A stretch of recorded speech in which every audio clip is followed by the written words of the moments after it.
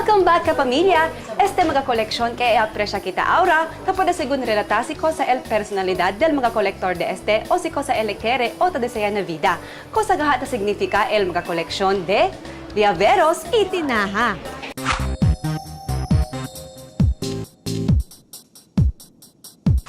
Hindi lang ele un conocido doctor de medicina, sino un kolektor también. Aki na klinik ni Doc Feliciano na un privado hospital ay manifesta gayot dito yung mga os na su koleksyon de llaveros o keychains. Bien manada gayot kita alkansaya mas de 1000 el número. Ya pwede ele estos adquiri, hindi kaya comprale, sino por causa na regalo kaya kabadale con ele antes, el Company of Medicine y syempre aquellos bagaya queda su pasyente. El apreciación del mga gente, amo ella motiva con ele para kolekta hasta ahora. Bonito, único y manada diseño. Tiene según 3 paborito keychains si Doc Feliciano. Este el Brotherhood Mason, keychain que tiene imahe del Jerusalem y Santo Papa que puede kita habla si Doc, un religioso persona. Na de aton saber, ya inventa el keychain para agarrar magalyave. Pero desde el 1950s y 1960s, kausaya con este como un souvenir y para man-promote el nombre del un negosyo y otro pa. El keychain ta simboliza great power. Asegun, it has been said that the power of any man can be measured by the number of keys that he holds. Y kada uno llave ta representa seguridad, fuerza, confianza, perseverance, y responsibilidad que no debe la hace quebrar.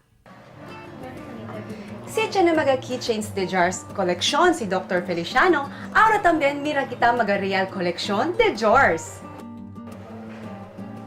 Aki na un casa del de aton kapamilya, ta pwede kita mira mga presyoso tinaha o Chinese jars. Donde mas de 20 años yale, ta kolekta. Mga home decors aura, que hecho de porcelana, un klase de ceramics. Mga jars de diferente figura, grandor y diseño. Aumento pa na su koleksyon, mga porcelain dishes.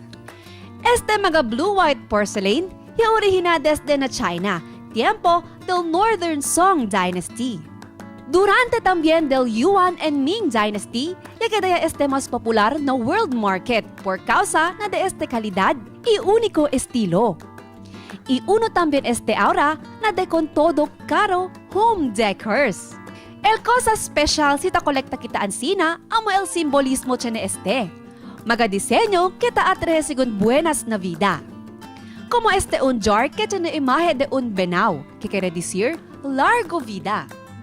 Tiene también pescado que ta simboliza riqueza. Mga flores que ta invita armonia y longevity.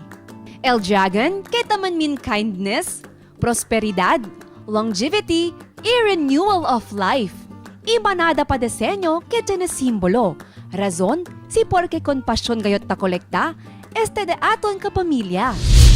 Si examina kita el cultura y historia del mga Chino, originalmente este mga tinaha ta sirvi como contenedor del mga food supplies como aceite, sal, herbs y enibre, mga miniestras para kusid diferente comida. And speaking of comida, este un restaurant aquí na syudad ta preparaya na mesa mga diferente koleksyon de putahe. Kung sabese when Mag TV returns.